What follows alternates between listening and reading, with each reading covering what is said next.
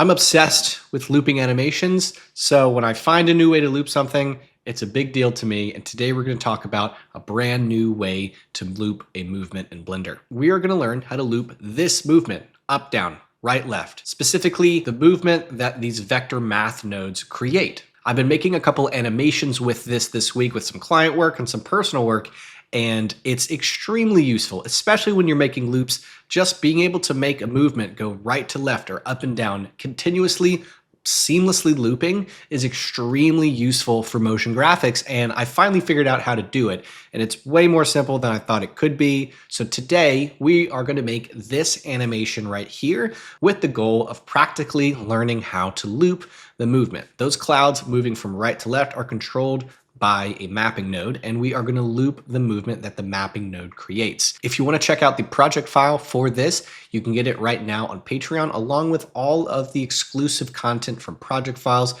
to tutorials that I'm putting on there every single month. When you sign up, you get access to everything I've ever put on there. So if you want to check it out, lots of motion graphics content on my Patreon. It's my favorite place to be. So check it out. You can get a discount if you subscribe annually. And with that being said, let's get into this tutorial. So to create the clouds, we're not going to use geometry nodes. If you don't like geometry nodes, don't worry. However, to add those stars in the animation, we will, but that is completely optional at the end of the tutorial. But first, let's create the clouds and loop the animation. So first, let's go ahead. We'll hit Shift A, get a cube, and I'm going to hit S5, enter, Control A, and apply that scale. I'm going to hit the tilde key and click the front. I'm going to hit Shift A and get a camera. Hit 0, and then I'm going to go to the wireframe view here, and I'm going to hit G and middle click. So see how we can see the walls of this cube here. Because of the way the volume is going to work, we want our camera to not see this wall. So what I'm going to do, right now the camera is not inside the cloud, so that's great. So I'm going to take this guy, hit Tab to go into edit mode, go here to the scale tool, and so see these lines? We're just going to get them to pass the camera up so that we don't see the edge of our volume. So there we go. Kind of a rectangle. Let's go straight into the shading tab. I'm gonna hit 0 to go to my camera view. I'm gonna go here to the rendered view. Right now we are in cycles, so I'm gonna go here to the camera icon and switch over to Eevee. Let's click new on the material, delete the principled, and let's go straight and get a volume node. We need a principled volume. Let's plug this right here into the volume. Don't put it into surface, but volume. Bring your density to 0, and we're going to play with the emission strength first. So let's go ahead. We're going to get a color ramp, plug that into the emission strength. We're going to get a noise texture, which is going to create our clouds. Plug color into color ramp.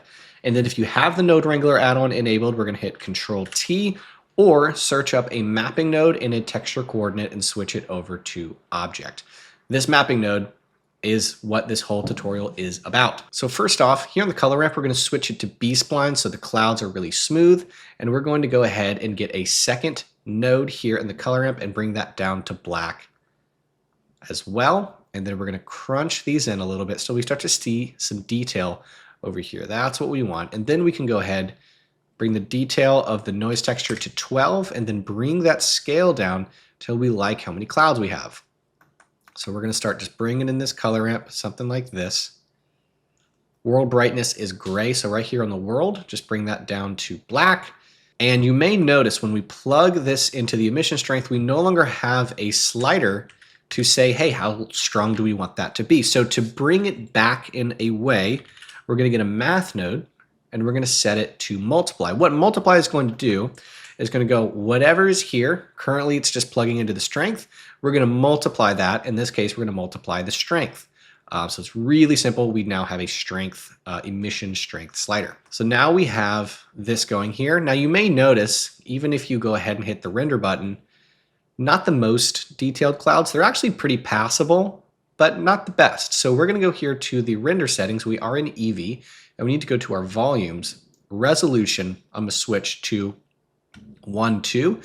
What this is doing, so if I bring it to 116, you can kind of see how that looks. Kind of pixelated, 1.1, super, super sharp.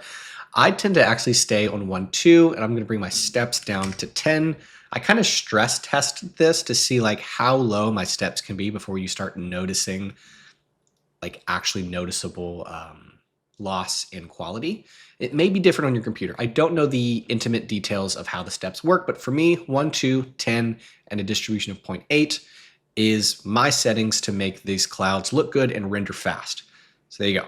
So now this looks fine, but we need a little bit of color. Now remember, we are eventually going to get to animating the X location in a little bit. But first, let's make this look nice. So we're going to get a color ramp, plug color into the color ramp, plug this into the emission color.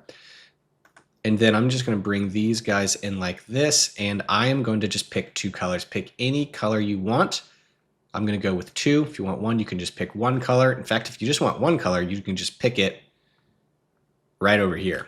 I like a little bit of detail in this. So when you start bringing these in, you can start to see those 2 colors go together, bring up the brightness here, and now you have something really pretty. So I want to get that purple to be showing just a little bit. And then maybe we can just kind of bring this in a little bit. There we go. Now, one quick tip before we move on, say you don't like this pure black, really harsh contrast in your clouds. What I do is I'll click this last black node, and then right here, see this guy? Hold down Shift and bring it up ever so slightly, and it will start to fill in those black spots to make them, it adds that color, specifically the color that's to the left of the color ramp, and it starts to fill it in so it's not so high contrast. I prefer it. So there we go. We now have our clouds. You can play with your scale. You can do whatever you want. I'm pretty happy with this. Let's get a render to see if it's nice and sharp. Do we like it? Let's do a render to see if it's nice and sharp. Yep, that looks perfect. Now let's go ahead and do the thing that this whole tutorial is about, which is looping this animation. So if you've been watching my channel for a while, you have seen me loop the W, where we'll get 2 noise textures and a mixed color and transition from one to the other. That is exactly what we are going to do here. I'm going to hold down Shift and right click just to bring these together, and I'm going to hit Shift A and get a mix color node. And what we're going to do is now I'm going to highlight these 2 guys, hit Control Shift D, or duplicate them and connect the object, and bring the color into socket B. So that's going to bring everything back. So what we're going to do is animate this guy starting at a location of 0 to 10, and then he is going to start from -10 to 0, and we'll transition these 2 so that both of these mapping nodes are heading in the same direction. One is going to start at 0, one is going to end at 0, and it's going to be a loop, and we'll transition with this mix. So I'm going to go ahead right down here and get a timeline, and I'm going to give myself 400 frames, and make sure in your preferences, in your animation, your default interpolation is linear. So let's go ahead, go back to frame 0. It's very, very important to make this seamlessly loop. Okay. So here on the X, I'm going to hit I. Here on the mix color, I'm going to hit I. We're going to go to the end to frame 400. 10, hit I, slide that over, hit I. And then on this guy, he's going to be starting at the end of the timeline at 0, and he is going to begin at a -10. So whatever speed you want this to be. Whenever we're done, if you want it to be faster, do like 10 and 20 and like -20, or slower like 5 and -5, but they need to be the same, just negative of the other one. If I press play, we now are going to get some clouds. And if I click here to the end of the timeline, seamless loop. So you see right when he restarts and restart, it is a seamless loop. This is extremely useful. Like I said in the beginning, for motion graphics. It's extremely useful for a lot of things, but I'm a motion graphics artist. That's what I care about. And this is super, super, super useful. I'm so glad that I finally know how to do this. Specifically, like with client work, I've needed to know how to do this. So I finally can actually provide these movements loopable. All right, we now have this. The tutorial's done. If you want to add the stars, we're going to create the stars and loop the star animations now. But we're going to use a little bit of geometry nodes. But you can stop now, just render it out. But let's go ahead and make those stars really quick. We're going to do the thing that I do all the time, which is the box method. So this cube, we'll just call it volume, and then I'm going to hide him. I'm going to hit Shift A, and we're going to get a new cube. I'm going to hit S5, and important to remember that you hit S5. Hit Control A and apply that scale. We're going to go here to geometry nodes. I'm going to go ahead and click New, I'm gonna hit Shift A and get a mesh to volume node. And we're gonna get a distribute points in volume. That is gonna create all of the places that we can add our stars. I'm gonna bring my density down to something like that. Looks pretty good. And we're gonna get an instance on points. Let's go ahead and get a icosphere or any spherical object you want to use. I'm going to use an icosphere. I'm going to give it 2 subdivisions and a radius of 0.05 and plug mesh into instance. So now we have all of these guys. They're definitely way too big. Probably 0.005 is what I was more looking for. Yeah, that looks better. So if I go here to the render view, we can't see our stars. We need to add a material. We're going to hit Shift A, get a set material node. Over here in the materials, I'm going to click new, go from principled to emission and grab it right there. Now we can see our stars. Now they're not going to move. So this is where the thing that I call the box method comes into play. So go ahead and click on the cube that has all of our stars. Here in the modifiers, you can just mute that. So now all we can see is just the cube. So what we can do is click him. I'm going to hit M, new collection.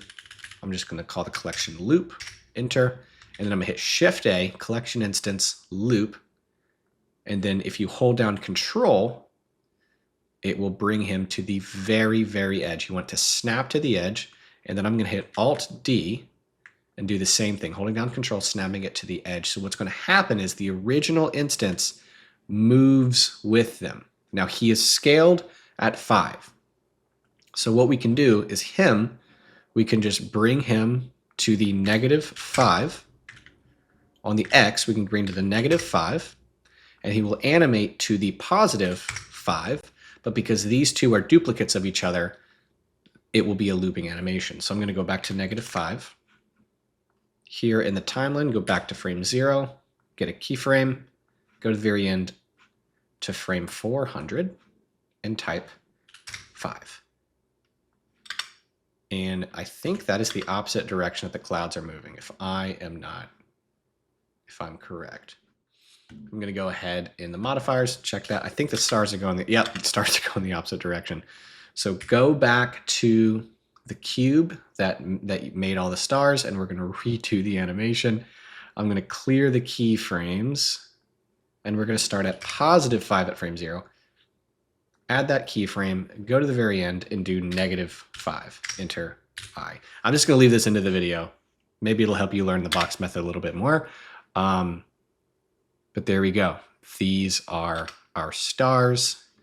I would make them even smaller, which we can do. We can go to the geometry nodes, give it a radius of like 0.002, and then bring up the brightness of them.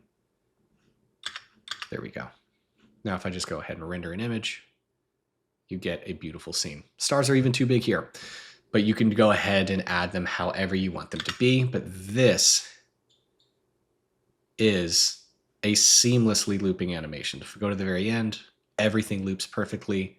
It's a beautiful animation, and it teaches you a super, super useful technique. So there you guys go. Thank you for watching. Hope you learned something. Hope this was new to you. I explore tons of ideas like this on my Patreon all the time, and not everything makes it to YouTube. So if you want to check that out, I have a ton of exclusive motion graphics focused content for Blender, and my cat is coming to hang out with me. So I'm going to end it here. Hopefully you guys enjoyed it, and I'll see you in the next one.